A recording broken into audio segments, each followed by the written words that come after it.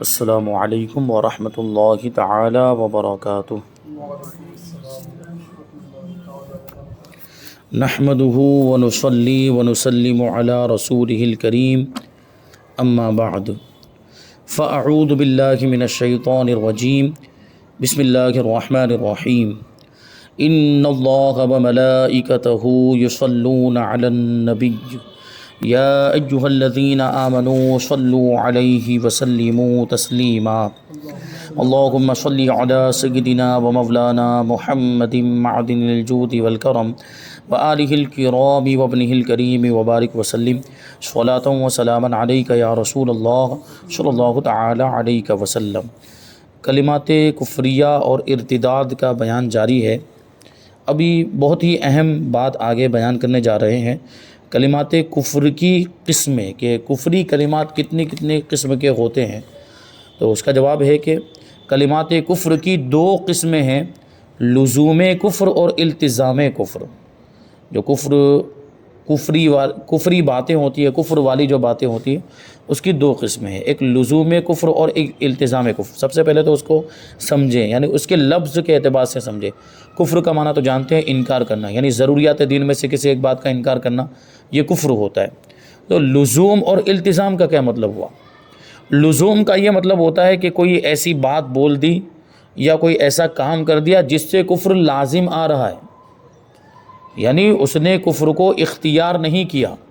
یا کفر پر اصرار نہیں کیا ہے، بس یہ کہ اس نے کوئی ایسی بات بول دی ہے یا کوئی ایسا کام کیا ہے جس سے کفر لازم آ رہا ہے۔ اور التزام کا مطلب یہ ہوتا ہے کہ اس نے کفر کو اختیار بھی کیا ہے یا کفر پر اصرار کرتا ہے، یہ کفر ہے تو ہاں میں کافر ہوں، ایسی بات کرتا ہے وہ اگر، تو اس کو التزام کفر کہتے ہیں۔ اور یہ دونوں چیزیں بڑی باریک ہے، اور اس کے جو مسائل ہیں وہ بڑی توجہ کے ساتھ سننا چاہیے اور اس کو اچھی طرح سمجھنے کی کوشش کرنی چاہیے کہ لزوم کفر اور التزام کفر کا کیا مطلب ہوتا ہے۔ اس سے پہلے آپ نے ایک بات اس سے پہلے والے درس میں کبھی کسی درس میں آیا کہ وہ بعض چیزیں ایسی ہوتی ہیں جو فقہا کے نزدیک کفر ہوتی ہیں لیکن متکلمین کے نزدیک کفر نہیں ہوتی، اور اسی کو لزوم کفر کہہ رہے ہیں۔ یعنی جو لزوم کفر والا جو معاملہ ہے یہ فقہا کے نزدیک بھی کفر ہے، یعنی فقہا اگر وہ کفر لازم بھی آ رہا ہو تو جس کا وہ عمل ہے یا جس نے وہ بات بولی ہے اس کو کافر مانتے ہیں، اور متکلمین اس کو کافر نہیں مانتے ہیں۔ متکلمین صرف التزام والے کو ہی، جس نے کفر کا التزام کیا ہو یعنی کفر کو اختیار کیا ہو، اس کو کافر مانتے ہیں متکلمین۔ بہرحال وہ اگر لزوم کفر بھی ہو تب بھی کفر کا حکم تو ہوگا، یعنی اگر ہم متکلمین کے مذہب کے مطابق اگر اس کو کافر نہ بھی کہیں،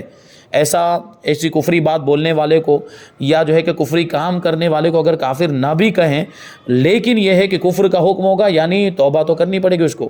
تجدید ایمان کرنی پڑے گی، اور اگر وہ نکاح والا ہے تو تجدید نکاح کرنا پڑے گا، یعنی حکم تو پھر بھی نافذ ہوگا۔ کیونکہ متکلمین کا اور فقہا کا اختلاف ہے، تو احتیاط اسی میں ہے کہ اگر ہم قائل کو، بولنے والے کو یا وہ کام کرنے والے کو کافر نہ بھی کہیں تو حکم اس کا ضرور جو ہے کہ نافذ ہوگا احتیاط کے تقاضے کے مطابق۔ تو یہ دو چیزیں ہو گئی، لزوم کفر اور التزام کفر۔ چنانچہ حضرت علامہ و مولانا مفتی محمد امجد علی اعظمی رحمۃ اللہ تعالی علیہ فرماتے ہیں، اقوال کفریہ دو قسم کے ہیں، ایک وہ جس میں کسی معنی صحیح کا بھی احتمال یعنی پہلو ہو، یہ کفر بول تو دیا لیکن اس کا کوئی ایک تعویل اگر کریں اور اس کا کوئی ایک الگ مطلب نکالیں، کوئی ایسا مطلب نکل سکتا ہے جو صحیح ہو، یعنی وہ کفری نہ ہو، اس کا کوئی ایک پہلو ایسا ہو جو ایمان والا پہلو ہو اور اس میں کفر کا معنی نہ پایا جاتا ہو، کوئی ایسا پہلو پایا جاتا ہو، تو اس کو یہ ایک قسم کے الفاظ ہو گئے۔ وہ کہتے ہیں دوسرے وہ کہ اس میں کوئی ایسے معنی نہیں بنتے جو قائل کو کفر سے بچا دے، کوئی بھی پہلو اس کا ایمان والا نہیں ہے، سارے کے سارے پہلو جتنے بھی اس کے معنی نکلتے ہوں سب کے سب کفری ہی معنی ہو، تو اس میں اول کو لزوم کفر کہا جاتا ہے اور قسم دوم کو التزام کفر کہا جاتا ہے۔ لزوم کفر کی صورت میں بھی فقہاء کرام رحمۃ اللہ علیہم اجمعین نے حکم کفر دیا، مگر متکلمین رحمۃ اللہ تعالی علیہم اجمعین اس سے سکوت کرتے ہیں، یعنی خاموشی اختیار کرتے ہیں، کافر نہیں کہتے، اور فرماتے ہیں جب تک التزام کی صورت نہ ہو قائل کو کافر کہنے سے سکوت کیا جائے گا، یعنی خاموشی اختیار کی جائے گی، اور احوط یعنی زیادہ احتیاط اس میں ہے، یہی مذہب متکلمین کا ہے۔ زیادہ احتیاط والا ہی مذہب متکلمین کا ہے، کیونکہ وہ احتیاط کرتے ہیں، کیونکہ کسی بھی مومن کو ایسے ہی کافر نہیں کہہ دیا جاتا، جو انتہائی گہرائی میں جاتے ہیں اور خوب زیادہ اس کی تحقیق کرتے ہیں، اور کبھی کوئی ایسی بات ہوتی کہ اب اس میں کوئی بھی ایمان کا پہلو بچا ہی نہیں ہے، تو اب آخر میں جا کر اس کو کافر کہتے ہیں، ورنہ لزوم کفر والے کو وہ کافر کہتے نہیں، سکوت اختیار کرتے ہیں، خاموشی اختیار کرتے ہیں۔ تو ایسی صورت میں حکم تو پھر بھی اس کے لیے ہوگا، وہ بات یہاں پر بتا دی۔ لزوم کفر اور التزام کفر کی مزید کچھ تفسیر بیان کیجیے، کیونکہ ابھی اور بات اتنی واضح نہیں ہو پائی ہے، اس کو اور واضح کرتے ہیں۔ کہتے ہیں لزوم کفر کی تعریف کا خلاصہ یہ ہے کہ وہ بات عین کفر نہیں مگر کفر تک پہنچانے والی ہو، یعنی وہ خود کفر نہیں ہے لیکن کفر تک پہنچانے والی ہے۔ اور التزام کفر یہ ہے کہ ضروریات دین میں سے کسی چیز کا صراحتاً یعنی واضح طور پر خلاف کرے، ضروریات دین میں سے کسی ضرورت دینی کا واضح طور پر، بالکل صاف طور پر، یعنی کسی طرح کی اس میں تعویل اور تخصیص کی گنجائش نہ ہو، اس انداز میں اگر وہ ضروریات دین کی مخالفت کرتا ہے تو اب کافر ہو گیا، اور اس کو التزام کفر کہا جائے گا۔ چنانچہ اعلیٰ حضرت امام احمد رضا خاں لزوم اور التزام کے بارے میں فرماتے ہیں کہ سید العالمین محمد الرسول اللہ صلی اللہ علیہ وسلم جو کچھ اپنے رب کریم کے پاس سے لائے ان سب میں ان کی تصدیق کرنا، یعنی ان کو سچا ماننا، اور سچے دل سے ان کی ایک ایک بات پر یقین لانا، یہ ایمان ہے۔ اور معاذ اللہ ان میں سے کسی بات کو جھٹلانا اور اس میں ادنا شک لانا، یعنی تھوڑا سا بھی شک کرنا، یہ کفر ہے۔ پھر یہ انکار جس سے خدا مجھے اور سب مسلمانوں کو پناہ دے، یہ دو طرح کا ہوتا ہے،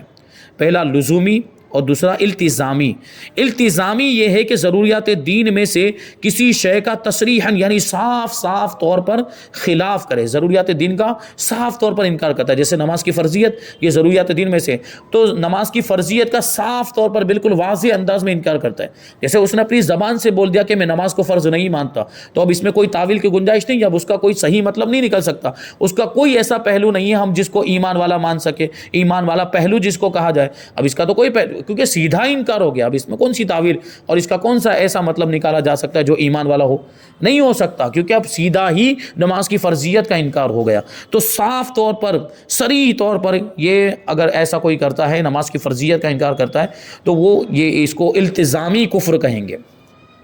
یہ قطعاً اجماعاً کفر ہے، یعنی یقینی طور پر کفر ہے، اور سب کے نزدیک کفر ہے، سب کے نزدیک یعنی فقہا کے نزدیک بھی اور متکلمین کے نزدیک بھی۔ اگرچہ خلاف کرنے والا نام کفر سے چڑھے، یعنی اگر اس کو آپ کافر کہیں تو وہ چڑھے گا کہ مجھے کافر کیوں کہتے ہو، لیکن اس نے فرضیت، نماز کی فرضیت کا انکار کر دیا، وہ کافر تو ہو گیا۔ اب اگر سے چڑھتا ہے کہ مجھے کافر مت کہو، کفر کے نام سے چڑھ رہا ہے لیکن کافر تو ہو گیا، وہ انکار کیوں کیا اس نے؟ جب تک اب وہ اس انکار سے توبہ نہیں کرتا وہاں تک اس کو دوبارہ ایمان والا نہیں مانا جائے گا۔ تو اگرچہ وہ نام کفر سے چڑھے اور کمال اسلام کا دعویٰ کرے کہ میں تو مکمل مسلمان ہوں، ایک کامل مسلمان ہوں، پورا مومن ہو، اس طرح کی بات کرتا ہو، لیکن وہ ضروریات دین کا انکار کرنے کی وجہ سے تو کافر ہو چکا ہے۔ جیسے طائفہ طالفہ نیا چرا یعنی ہلاک اور برباد ہونے والے نیچری فرقوں والوں کا معاملہ ہے۔ نیچری فرقہ کون ہوتا ہے؟ یہ لوگ عام طور پر نیچر کی بات کرتے ہیں، نیچری نیچر سے بنا ہے، یعنی نیچر فطری چیزوں کی بات کرتے ہیں، جو فطرتاً جو چیز ہوتی ہے اور عادتاً جو چیز ہوتی ہے اس کو مانتے ہیں، اور جو نیچر کے خلاف جاتی ہے، اگر کوئی چیز فطرت کے خلاف اگر کوئی چیز جا رہی ہوتی ہے تو اس کو نہیں مانتے۔ جیسے معجزات ہوتے ہیں، نبی پاک صلی اللہ علیہ وسلم کے معجزات یا کرامتیں، یہ تو فطرت کے خلاف ہی ہوتے ہیں، عام طور پر ہوتے ہی نہیں، وہ عقل کے خلاف اور عادت کے خلاف، تو عقل کے خلاف معجزہ ہوتا ہی وہ ہے جو عقل کو عاجز کر دے، اور کرامت بھی وہی ہوتی ہے، تو یہ پھر اس کا انکار کر دیتے، جو چیز فطرت کے خلاف جاتی ہے اس کا انکار کر دیتے ہیں۔ اس لیے ان کے بہت سارے ایسے عقائد نیچری فرقے کے جو باطل عقائد ہیں، اور بعض تو کفری عقائد بھی ہیں۔ تو یہ لوگ کیا کہتے ہیں؟ وجود ملک و جن و شیطان، آسمان و نار و جنان، معجزات انبیاء علیہم الصلوۃ والسلام سے ان معانی پر کہ اہل اسلام کے نزدیک حضور پاک صلی اللہ علیہ وسلم سے متواتر ہیں، انکار کرنا، یعنی نیچری یہ ان ساری چیزوں کا انکار کرتے ہیں، یعنی فرشتوں کا جو معنی اور مطلب ہم سمجھ رہے ہیں، جنات اور شیاطین کا جو معنی اور مطلب ہمیں حدیثوں سے پتہ چلا ہے، اور علماء صحابہ کرام فقہا سے، بزرگان دین سے پتہ چلا، جہنم اور جنت کے بارے میں اور انبیاء کے معجزات کے بارے میں جو معانی ہم جانتے ہیں، جو بزرگوں نے بتایا، حدیثوں سے نکال کر ہمیں بتایا ہے، اور اہل اسلام کے نزدیک حضور پاک صلی اللہ علیہ وسلم سے وہ معانی متواتر ہوتے ہوئے چلے آئے، یعنی حضور نے اپنے صحابہ کو بتایا کہ ان کا یہ معنی جنت و دوزخ کا، جنات اور انسان اور جنات فرشتوں اور شیطان کا یہ مطلب ہوتا ہے. یہ ساری باتیں معجزات کا کیا مطلب ہوتا ہے کہ حضور سے متواتر یعنی مسلسل طور پر ہم تک پہنچے اور ہم نے ابھی تک وہی معنی سمجھا، لیکن یہ لوگ اس کا الگ معنی نکالتے ہیں اور اس کا انکار کرتے ہیں. کیونکہ دیکھیے ڈائریکٹ انکار نہیں کر سکتے، ڈائریکٹ جنت کا انکار کر دیں یا ڈائریکٹ دوزخ کا انکار کر دیں. وہ انکار اس وجہ سے نہیں کر سکتے کیونکہ قرآن کے اندر جنت کا لفظ آیا، قرآن کے اندر جہنم کا لفظ آیا، تو اس کا ایک الگ مطلب نکالتے ہیں اپنے اعتبار سے. تو ظاہر سی بات ہے اس معنی کا انکار ہو گیا جو حضور سے متواتر ہے. اور اپنی تعویلات باطلہ و توہمات عاطلہ یعنی جھوٹی تعویلوں اور خالی وہموں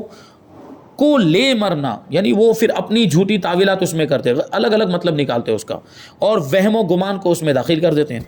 نہ ہرگز ان تعویلوں کے شوشے انہیں کفر سے بچائیں گے، نہ محبت اسلام اور ہمدردی کے جھوٹے دعوے کام آئیں گے. تو یہ انہوں نے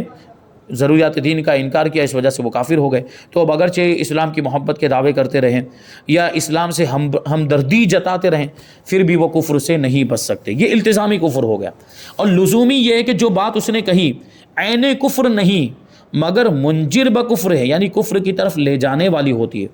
یعنی معال سخن و لازم حکم کو ترتیب مقدمات و تتمیم تقریبات کرتے لے چلیے تو انجام کار اس سے کسی ضروری دین کا انکار لازم آئے. کیا مطلب ہوا کہ جو بات اس نے بولی ہے، سامنے والے نے جو بات بولی ہے، اس بات کے انجام پر غور و فکر کریں کہ اس بات کا مطلب کیا نکل رہا ہے. یعنی وہ بات کہیں نہ کہیں لے جا کر کسی ضرورت دینی کا انکار اس سے ہو رہا ہو. یعنی فی الحال وہ بات اگرچہ ایسی ہے کہ اس سے ڈائریکٹ انکار نہیں ہو رہا ہے کسی ضرورت دینی کا، لیکن اس کے انجام پر غور و فکر کریں، اس کے نتیجے کو دیکھیں. اس نے جو بات کہی اس میں مقدمات کو ترتیب دیں. مقدمات کو ترتیب دینا یہ منطق کی تھوڑی بات آ گئی کہ اگر ایسا ہو تو ایسا ہوگا اور ایسا ہو تو پھر ایسا ہو جائے گا. اس طرح جو ہے کہ مقدمات کو ترتیب دیتے چلے جائیں. جیسے کسی نے کہا کہ میں نماز نہیں پڑھوں گا،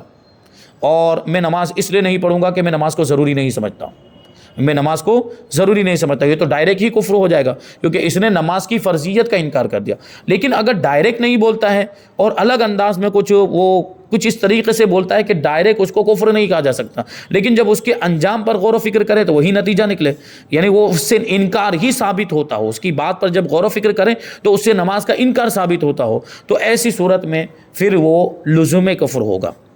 دیکھیے اس کو اور زیادہ آگے والے سوال کے اندر شامل کرتے ہیں. فرماتے کہ سرکار اعلیٰ حضرت رحمۃ اللہ تعالی علیہ کے مبارک فتوے کے بیان کردہ اقتباس کا آسان لفظوں میں خلاصہ کر دیجیے، کیونکہ یہ بہت ہارڈ اردو ہے تو اس کو اور آسان الفاظ میں بات کو سمجھاتے ہیں. کہتے ہیں اعلیٰ حضرت امام اہل سنت شاہ امام احمد رضا خان رحمۃ اللہ تعالی علیہ اپنے مبارک فتوے کے مذکورہ اقتباس میں ایمان و کفر کی تعریف بیان کرنے کے بعد کفر کی دو اقسام لزوم اور التزام کا ذکر کرتے ہوئے فرماتے ہیں کہ التزام کفر یعنی ضروریات دین میں سے کسی ایک چیز کا بھی خلاف کرنا، ضروریات دین میں سے کسی بھی ایک چیز کا انکار کر دینا، یہ ہو گیا التزام کفر. جیسے میں نے ابھی بتایا سیدھا نماز کی فرضیت کا انکار کر دے، چاہے وہ خلاف کرنے والا بظاہر اسلام کا کیسا ہی شیدائی بنتا ہو، یعنی اپنے آپ کو اسلام کا بہت بڑا شیدائی اور بہت بڑا محبت کرنے والا ظاہر کرتا ہو، اور بے شک کفر کے نام سے چڑھتا ہو، اس کو کافر کہا جائے تو چڑھ جائے، مگر اس پر حکم کفر ہے اور وہ اسلام سے خارج ہے کیونکہ اس نے ضرورت دینی کا صاف طور پر انکار کر دیا. جیسا کہ نیچری فرقے والے کہ جو کہ بظاہر اسلام اور ملت اسلامیہ کی محبتوں کا خوب دم بھرتے ہیں. نیچری فرقے کے لوگ یہ بہت اپنے آپ کو اسلام سے محبت کرنے والا ظاہر کرتے ہیں اور بڑھ چڑھ کر اپنے آپ کو مسلمانوں میں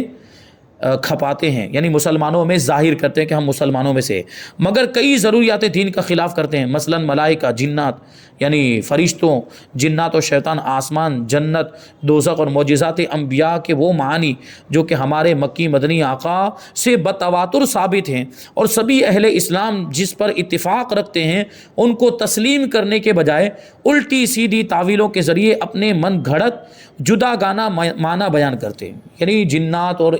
جنات یا جو ہے کہ فرشتے اور شیطان، جنت دوزخ کا جو معنی ہم سمجھتے ہیں وہ اس کے علاوہ دوسرا ہی کوئی معنی بتاتے ہیں، غلط معنی بتاتے ہیں. لہٰذا نیچریوں کو ان کے محبت اسلام کے دعوے ہرگز کفر سے نہیں بچا سکتے.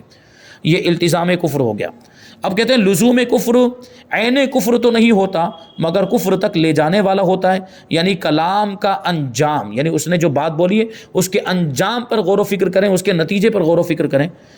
تو، اور حکم کا لازم کفر حقیقی ہے، یعنی جو بولا ہے اس کا جو لازمی معنی نکلتا ہے اس کو اگر دیکھیں تو وہ کفر ہوگا کہیں نہ کہیں۔ مراد یہ ہے کہ اگر مقدمات کو ترتیب دیا جائے اور تقریبات کو مکمل کرتے چلے جائیں تو بالآخر کسی ضرورت دینی کا انکار لازم آئے۔ اس کی بہت ساری صورتیں ہو سکتی ہیں۔ فرماتے کہ ایسے شخص کے بارے میں کیا حکم ہے جس کے قول کے کفر ہونے نہ ہونے میں ائمہ دین یعنی فقہا اور متکلمین کا اختلاف ہے۔ یہ فقہا تو اس کو کافر کہہ رہے ہیں لیکن متکلمین اس کو کافر نہیں کہہ رہے ہیں، تو ایسی صورت میں اس کو کافر مانا جائے گا یا پھر اس کو مسلمان مانا جائے گا۔ فرماتے کہ ایسا شخص اگرچہ اسلام سے خارج نہیں تاہم اس کے لیے توبہ اور تجدید ایمان و نکاح کا حکم ہے، یعنی جو فقہا کے نزدیک بھی اگر وہ کفر کا حکم ہوگا تو ایسی صورت میں اس پر توبہ تو لازم ہے، یعنی اثر نو کلمہ پڑے گا اور تجدید ایمان کرے، اور اسی طریقے سے اگر نکاح والا ہے تو تجدید نکاح کا یعنی پھر سے نکاح پڑھنے کا حکم ہوگا۔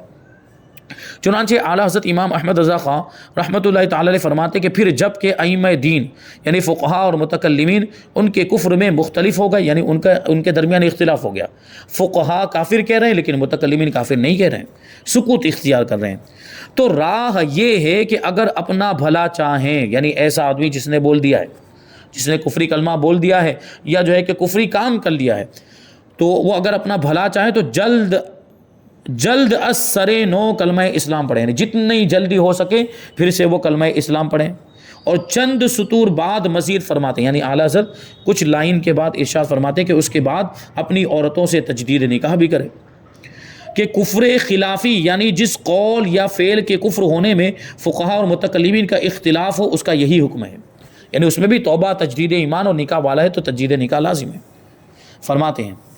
اگر کفر قطعی ہو یعنی یقینی کفر ہو، جیسے قادیانیوں کا کفر کہ وہ تو حضور کے خاتم النبیین ہونے کے منکر ہیں، ختم نبوت کے منکر کے، ضرورت دینی کا انکار کرتے ہیں، صراحتاً انکار کرتے ہیں صاف صاف، تو یہ کفر قطعی ہو گیا۔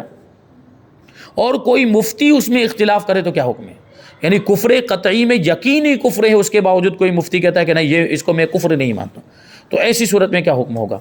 تو اس کا جواب دیتے ہیں کہ وہ مفتی ہے ہی نہیں، جو کفر قطعی کفر یقینی ہے تو پھر وہ مفتی اس کا اختلاف کیوں کر رہا ہے؟ اس کو اختلاف ہی نہیں کرنا چاہیے، وہ مفتی ہی نہیں جو قطعی کفر میں اختلاف کرے، بلکہ عوام کے ساتھ ساتھ ایسے مفتی کا حکم بھی فقہائے کرام کے نزدیک یہ ہے کہ من شک فی عذابہ و کفرہ فقد کفر، یعنی جو اس قطعی کفر بکنے والے کافر کے عذاب اور کفر میں شک کرے وہ خود بھی کافر ہے۔